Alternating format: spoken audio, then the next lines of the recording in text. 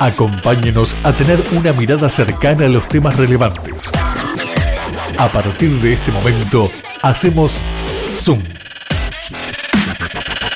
Estamos en comunicación vía Skype con el doctor Fernando Cecín. Él es urólogo, oncólogo y cirujano, doctor en medicina y docente universitario. Bienvenido a Zoom, una mirada cercana, doctor Fernando Cecín. Muchas gracias, David, por tu invitación. Es un placer estar contigo. Bueno, gracias, doctor, por su tiempo y queremos poquito dialogar para nuestro podcast acerca de la reciente ley aprobada este 30 de diciembre del 2020, acerca de todos los pormenores y todos los detalles que han ido sucediendo antes, durante y después de la aprobada ley. Pero quiero empezar con algo que siempre me llamó la atención, es acerca de esta dialéctica, podríamos decir, rara con respecto a algunos puntos de la ley. ¿Por qué esta nueva dialéctica, como por ejemplo le voy a ir pasando punto por punto, de lo que me resulta medio curioso? ¿Por qué se le dice interrupción voluntaria del embarazo, si podría resumirse en una sola palabra, como todos la conocemos, que es el aborto? ¿Por qué esta dialéctica así de adornar, si se quiere, el lenguaje?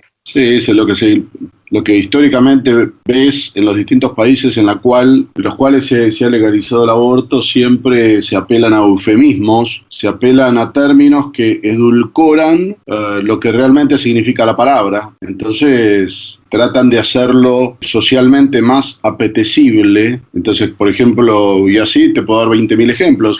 Por ejemplo, cuando se habla del adoctrinamiento de género, inmediatamente se habla de perspectiva de género, cuando en realidad sabemos que están haciendo un adoctrinamiento. Por supuesto que el aborto no interrumpe nada, sino que termina la vida de un ser humano. Te dicen que es voluntaria, pero en realidad ningún acto es voluntario si no se toma con total libertad. Y tomar una decisión en total libertad significa tener conocimiento pleno de toda la información. Entonces, cuando alguien viene y te dice, che, mira, acá lo que estás quitando es una bolsa de células, es un conjunto de coágulos, te están mintiendo, o es una cosa amorfa, como escuché el otro día en un video de Faro Films que hicieron en la Casa Fusa, donde hacen abortos clandestinos, que tienen financiamiento de la IPPF. Entonces, cuando te hablan de una cosa amorfa, te están mintiendo. Al mentirte, vos no podés tomar una decisión en total libertad porque no tenés la información correcta como para tomar esa decisión, de manera que ya deja de ser una decisión voluntaria. Y así te puedo dar más ejemplos aún. Es como quien dice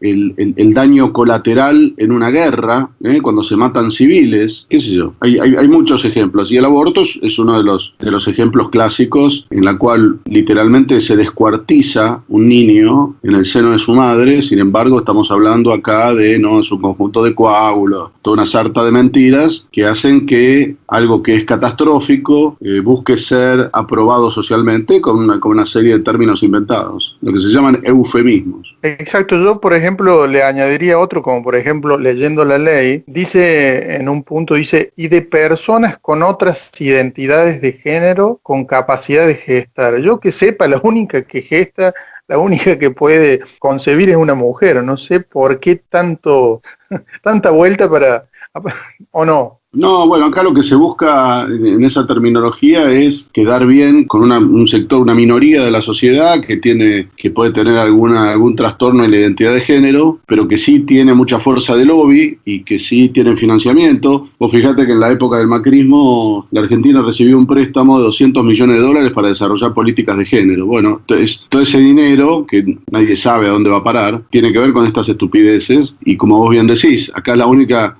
persona que tiene capacidad de embarazarse es una mujer, punto. Después lo podés disfrazar como vos quieras, persona con capacidad gestante, pero lo que se busca ahí es, intentar ser condescendientes, sobarle el lomo, básicamente, a un grupo de gente que tiene disforia de género y que se los quiere utilizar políticamente. Creo que ahí está una de las cosas más graves, porque, cualquier persona puede tener un trastorno de identidad de género, pero eso no necesariamente puede significar que pueda estar favor de descuartizar un bebé en el seno materno. Sin embargo, ellos tratan de convencer a esta gente y los usan políticamente. ¿Por qué? Porque saben que son activistas, porque saben que tienen visualización periodística. Entonces pasan a ser una suerte de mano de obra barata, como lo es el feminismo nazi, digamos, el feminismo nazi y la izquierda, es decir, el feminismo nazi como subproducto del marxismo cultural, son mano de obra barata, son idiotas útiles de la agenda globalista, de una agenda que pretende imponer la reingeniería demográfica mundial, una agenda que nos quiere retrotraer a 100 años atrás, en la cual se decidía quién debía vivir y quién debía morir. Entonces, lo mismo, te dicen, che, tenemos que ser una sociedad moderna. ¿Qué clase de modernidad es aquella sociedad que impone la muerte de un inocente en manos de o en aras de, lo disfrazan de dignidad de la mujer, lo disfrazan de control reproductivo o derechos sexuales? Bueno, son todas las mismas mentiras disfrazadas. Si te fijas, en el artículo 1 se habla de aborto como derecho humano, y te diría que debe ser la primera y única ley de aborto del mundo que pretende o que instala el aborto como un derecho humano. ¿Derecho humano de quién? A eso voy. Perdón, doctor. Sabes que yo me causó mucha curiosidad y hasta me espanté cuando leí la ley que usted me compartió. Yo decía, porque cita precisamente lo que usted dice, derechos humanos de las mujeres. Yo me preguntaba, ¿el derecho humano del ser que está en gestación o no tiene derecho ese ser? No, es por eso, elemental. Claro, lo que uno se pregunta es a qué mujer hace referencia, si es la mujer que porta al niño o la mujer que está siendo gestada en la panza de la madre, porque, todos somos iguales ante la ley y los tratados y concordatos internacionales claramente dicen que la definición de niño es desde la concepción hasta los 18 años. Entonces, desde la concepción, ese ser humano es sujeto de derechos y tiene los mismos derechos independientemente de su edad gestacional, es decir, un bebé en el seno materno que tiene un mes de vida tiene los mismos derechos que un bebé de 2 meses, que un bebé de 6 meses, que un bebé un minuto antes de nacer y que un bebé 1 mes, 2 meses, 5 años, hasta los 18 años. Digamos, ese niño siempre tiene el mismo sujeto de derecho y todos debieran ser iguales ante la ley. Sin embargo, acá pareciera que el que está en el seno materno no lo es o no lo tiene. Entonces, obviamente se está avasallando la Constitución Nacional, se está avasallando los derechos humanos de ese ser humano, se están avasallando los tratados y concordatos internacionales. Entonces, obviamente esto genera una enorme preocupación. Bien, no puedo dejar de preguntarle, antes de ir a los puntos de la ley, algo básico que en el relato, digamos, verde siempre está presente. El aborto legal, seguro y gratuito. ¿Me podría especificar por qué ninguno de esos 3 ítems es así o puede ser así? Bueno, de ninguna manera es legal porque es inconstitucional, o sea, va en contra de lo que está escrito en la Constitución Nacional, incluso artículo 19 del Código Civil y Comercial, digamos, de una reforma de la Constitución del año 2015, no es de hace 40 años, 50 años. Año 2015, claramente quedó establecido en el artículo 19 que la vida comienza en la concepción, es decir, se contradice lo que habla la Constitución Nacional y los tratados internacionales. Entonces, legal de ninguna forma, que hoy sea ley, o que si es que no se declara inconstitucional en algún momento, o que transitoriamente sea ley, no significa que sea bueno. En la época del nazismo era legal matar judíos, en la época de la esclavitud era legal comercializar con seres humanos. Sin embargo, eso no significa que sea una buena cosa. Entonces, ni legal ni bueno, o por lo menos inconstitucional y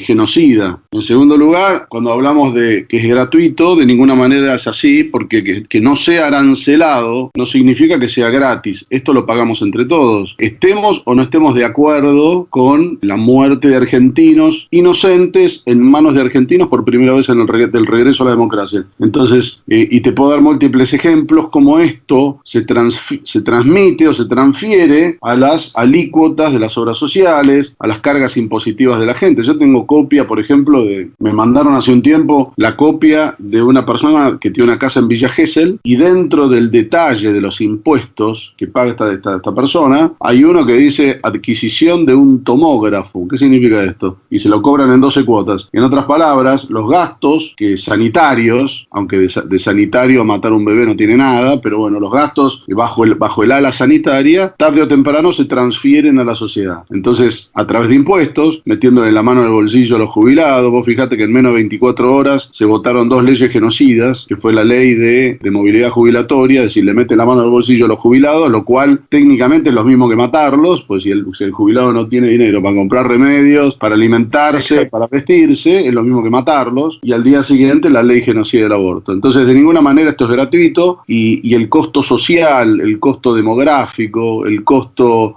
cultural, el costo, vamos a decir, ético de las futuras generaciones, te puedo decir que es catastrófico, y después si querés te amplío con lo que ocurre en otros países del mundo. Y finalmente, seguro tampoco es, porque lo único seguro que tiene el aborto es que estás matando a un ser humano inocente, así te hagas así alguien se haga un aborto en el Sheraton, en el Hilton, nadie está exento de complicaciones. Afortunadamente la tasa de muerte por aborto ilegal en Argentina es baja, que son 19, datos del Ministerio Abortista de Salud 2018, volvieron a ser 19 por el mismo Ministerio Abortista de Salud en el año 2017, fueron 31 en el año 2016, es decir que solita, sin legalización del aborto, la mortalidad por aborto ilegal ha disminuido sola con el tiempo, es decir que la legalización de ninguna manera influye o disminuye la tasa de mortalidad en este subgrupo. Entonces te decía que de ninguna manera es seguro. Tenemos el clásico ejemplo de Kayla Jones en el sur,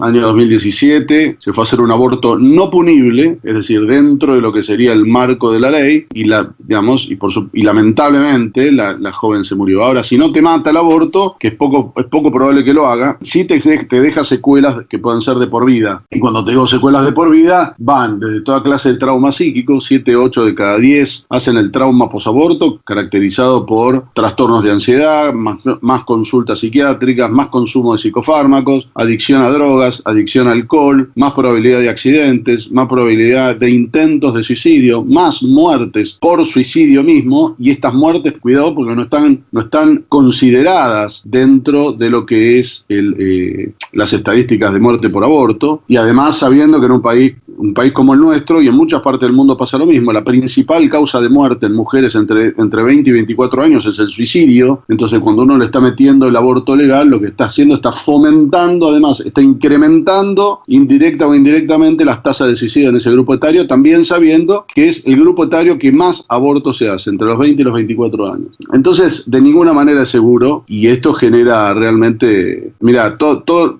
lo que puede ser catastrófico para una sociedad viene de la mano del aborto. Y fíjate lo que pasa en España hoy, que detrás del aborto ya está la ley de eutanasia. Entonces hay que matar a los niños, hay que matar a los abuelos, porque lógicamente matar a los niños demostradamente supone una desaparición o una disminución sustantiva de la población económicamente activa capaz de mantener a los más grandes. Entonces eso se caracteriza, o sea, la forma que impone el globalismo para solucionar ese problema es matar a los abuelos con eutanasia, aumentar la edad jubilatoria para que la gente siga aportando al fisco y siga laburando independientemente de la edad o más allá de o superado los 65 años clásicos, y esto obviamente volvemos a lo de antes, es una manipulación, es arrogarse el derecho de decidir quién debe vivir y quién debe morir, cosa que siglo XXI debería ser totalmente inaceptable. Bien, estamos hablando de un tema sumamente importante en el mundo, y en cuanto a las causas más comunes o la principal causa de muerte en el mundo, precisamente es el aborto, de la temática de la cual estamos hablando. En una encuesta que vi precisamente en su Facebook, cita que este año 2020 aproximadamente hubo 42.6 millones de abortos, en comparación con otras temáticas u otras causas de muerte, como por ejemplo muertes por temas cardíacos o enfermedades cardíacas con 17.9 millones, cáncer con 8.7 millones, el COVID 1.8 millones y el SIDA 1.7 millones. Es abismal la diferencia con respecto a las estadísticas que genera el aborto y por esa razón estamos tratando de hablar sobre este tema interesante. ¿Y cuáles son los puntos más preocupantes de la reciente ley aprobada de aborto en Argentina, doctor? A ver, todo es preocupante. Lo primero y principal es matar a un argentino inocente, cosa que es una locura.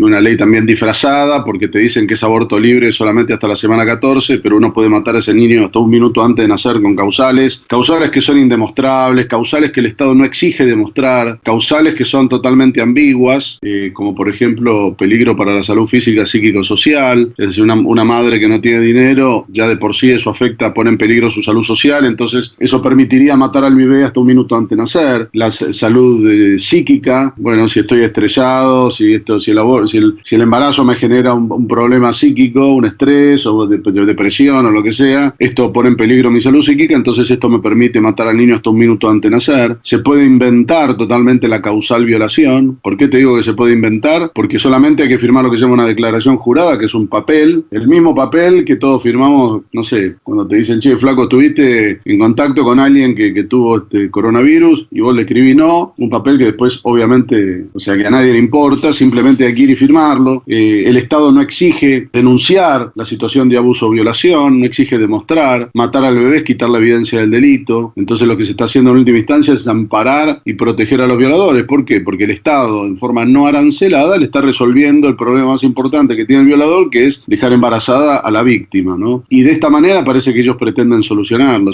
Es una ley que fomenta la clandestinidad, porque se bajan las penas de la clandestinidad. En la actualidad, para el médico que hace un aborto, las penas tienen un máximo de hasta 4 años de prisión y se pueden extender hasta 6 años de prisión si la madre muere. Sin embargo, acá la ley nueva lo que hace es bajar las penas hasta 1 año de prisión. Entonces, cuando vos bajás las penas, claro, que es excarcelable. Entonces, cuando vos bajás las penas de 4 años a 1, justamente lo que estás haciendo es fomentar la clandestinidad. La ley habla de un apoyo, de un apoyo posaborto, que no está claro qué significa, no se sabe si es dinero, si son anticonceptivos o de qué mentira, y ese supuesto apoyo posaborto es el mismo si la mujer lo hace en forma legal o en forma clandestina. Entonces, definitivamente la ley fomenta la clandestinidad, ampara a los violadores, porque estas madres que abortan inmediatamente le ponen un anovulatorio de 3 a 5 años de duración, que se llama el microchip, y las deja listas inmediatamente para volver a ser abusadas o violadas. Es decir,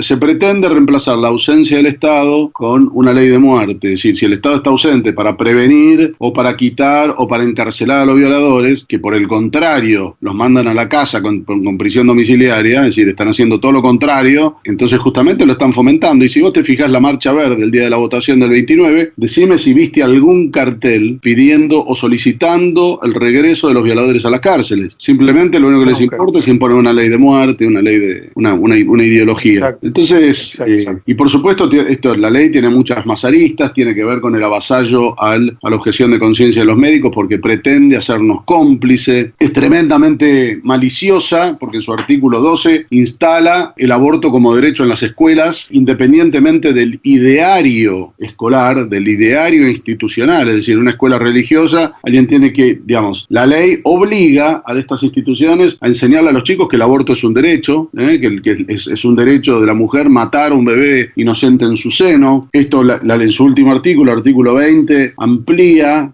obliga a las provincias a instalar esta ley de muerte, lo cual avasalla a las autonomías provinciales. Y quédate tranquilo, porque detrás de esto va a venir lo que ocurre, ¿no? Lo que ha ocurrido en otros países del mundo, que es la ley Mordaza. Es decir, nadie va a poder hablar o criticar el aborto.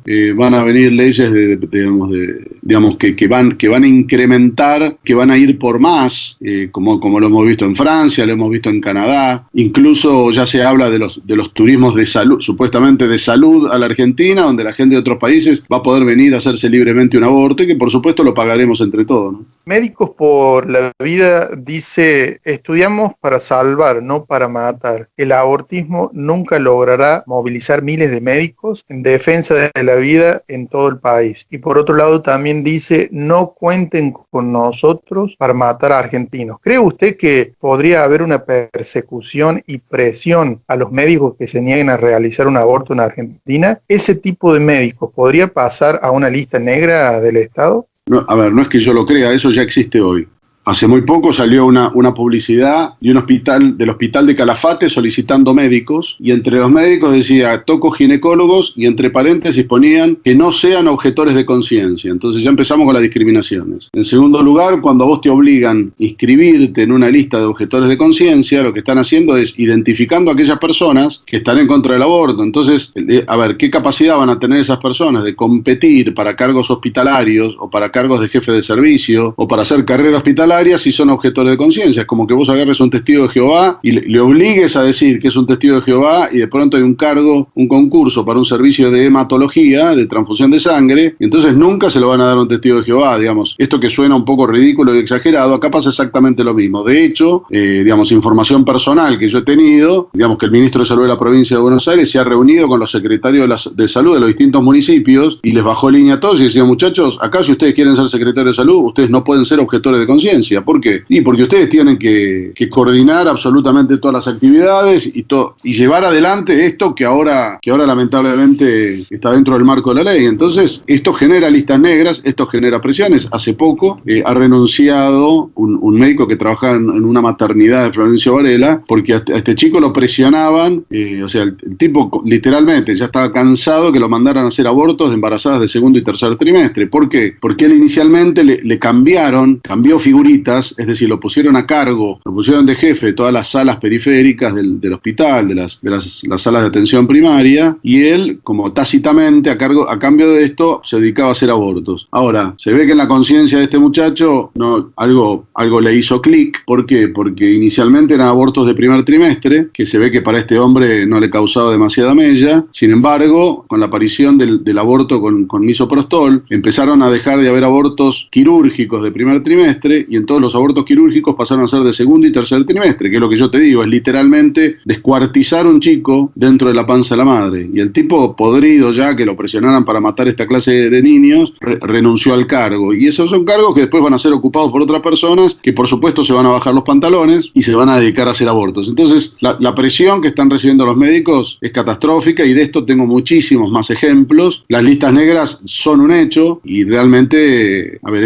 esto es parte de la persecución de la cual nosotros venimos denunciando desde el año 2018. La IPPF, o sea, la International Planned Parenthood Federation, reconoció oficialmente que financió durante 15 años a organizaciones y activistas para legalizar el aborto en Argentina. ¿Qué otras entidades o empresas o empresarios estuvieron atrás de todo esto apoyando la causa pro aborto, según usted? No, a ver, yo me manejo por la información que recibimos nosotros. Hay muchas fundaciones, hay gobiernos, qué sé yo, el Fondo Nacional de Poblaciones de las Naciones Unidas, el gobierno de Holanda, el gobierno del Reino Unido. Hay algunas fundaciones, la Fundación Ford, la Fundación Bill y Melinda Gates, la fundación que es la Open Society de Soros. Hay muchas entidades que han venido poniendo dinero en forma permanente durante muchas décadas, y esto que sale a la luz ahora, es decir, empezaron a salir algunas verdades a la luz, eran las cosas que nosotros veníamos denunciando, y lógicamente todo el mundo ahora se quiere llevar la cocarda y adjudicarse una supuesta victoria. Entonces todo el mundo sale y chapea con esto. Por eso Rubinstein y Ginés González García se peleaban para ver quién iba a ser el ministro que iba a recibir las palmas de esta gente, digamos, quién le iba a acariciar el lomo por haber legalizado el aborto en la Argentina. Vos fíjate, Rubinstein antes de irse, cómo se quiso meter una cosa por la chimenea, y hasta los mismos, hasta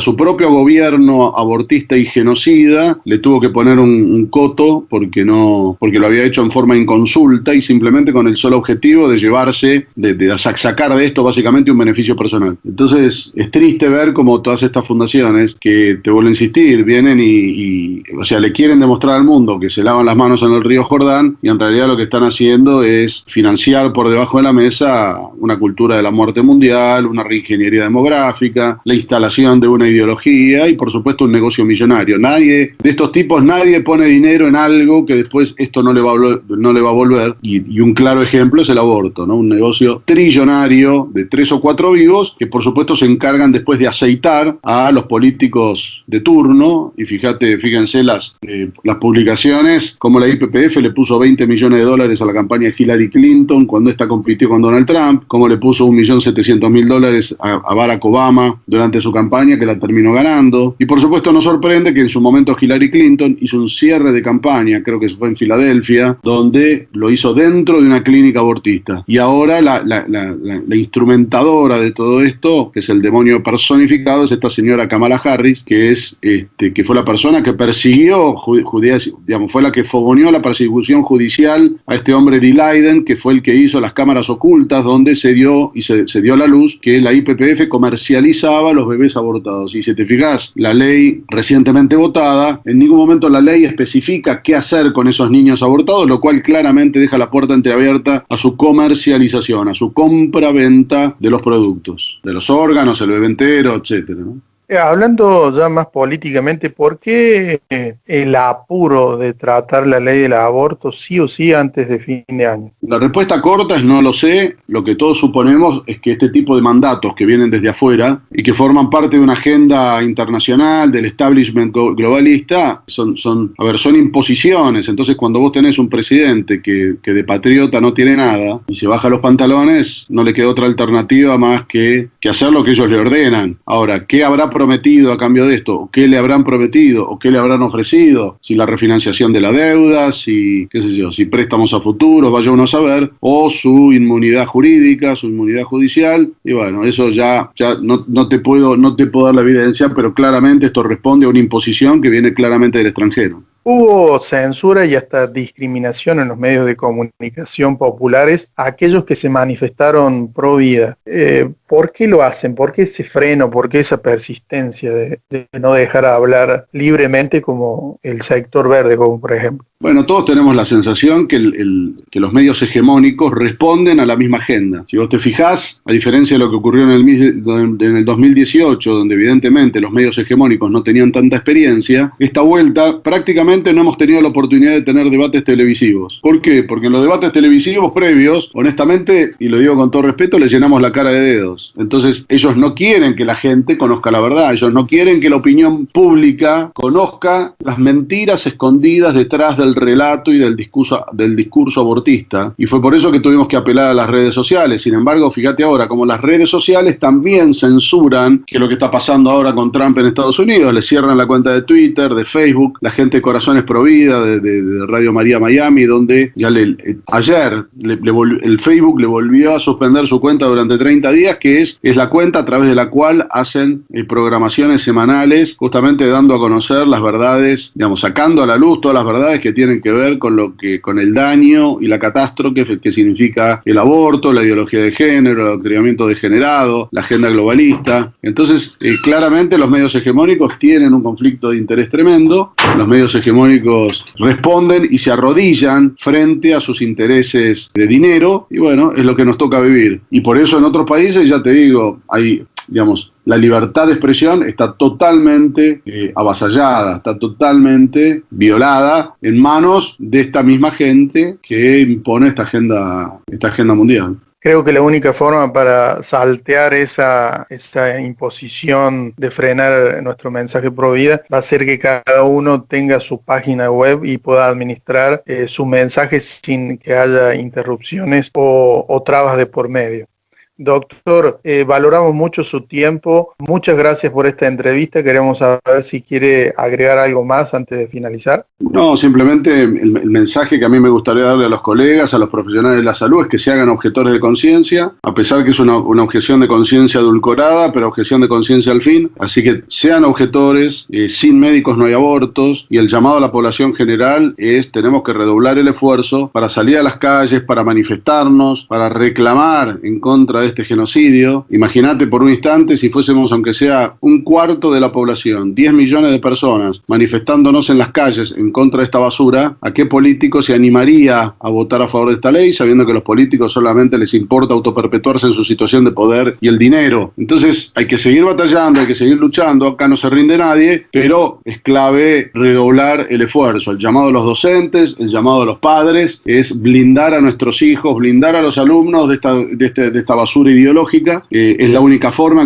es la mejor arma que nosotros tenemos para defendernos de la imposición del Estado, del avance del marxismo cultural, de esta imposición que se quiere pretender en los colegios, de adoctrinar a nuestros hijos, y de pronto hoy nos encontramos que la misma gente que decide matarlos también nos quiere decir cómo tenemos que educarlos. Y el llamado, digamos, por supuesto, el día 27 de marzo ya se está organizando la Marcha por la Vida a nivel nacional, que es la marcha conmemorando el Día del Niño por Nacer, que es el día 25 de marzo. Entonces tenemos que inundar las calles, el país tiene que desbordar de gente marchando, pidiéndole a estos genocidas que vuelvan para atrás por esto. Hay que inundar los juzgados también con denuncias y con amparos judiciales para que la justicia declare que esta ley es inconstitucional. Entonces también el llamado a los abogados y a la gente, a los letrados y a la gente de leyes honesta, que utilicemos, después pueda ser aceptado o no, pero por lo menos en algún momento la justicia va a tener que expedirse, va a tener que dictaminar sobre esta cuestión y eventualmente la Corte Suprema de Justicia. Entonces hay que dar batalla, hay que dar pelea. De lo contrario, seremos, como decía Chesterton, como los peces muertos, que solamente a los peces muertos se los lleva la corriente. Y bueno, nos toca vivir esto, nos toca pelear el doble, y por supuesto a la gente que también lleva alguna fe, entender, como decía Chindo Brandolino, que esto no solamente se gana marchando, sino también se gana de rodillas, porque hay una guerra espiritual detrás de esto, hay una imposición, hay una lucha contra el demonio también. Entonces la batalla hay que darla en todos lados. No hay que bajar los brazos, por el contrario, cuando uno va perdiendo, lamentablemente hay que redoblar el esfuerzo para dar vuelta al resultado. ¿En qué redes sociales o por qué vías la gente puede saber más de usted, doctor? Tengo una cuenta de Twitter que es @f_cecin, Cecin es S-S-I-N. Después tengo el Facebook, que también me lo suspendieron varias veces, que es, creo que es Fernando Cecin, si no me equivoco, y la cuenta de Instagram es fcecin. Bueno, nuevamente muchas gracias por su tiempo, un abrazo y hasta la próxima, doctor. No, muchas gracias, David, gracias por todo lo que vos hacés y te mando un abrazo a vos y a toda tu audiencia.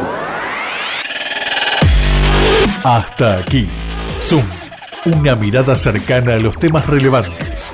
Visítenos en Facebook, Zoom, una mirada cercana.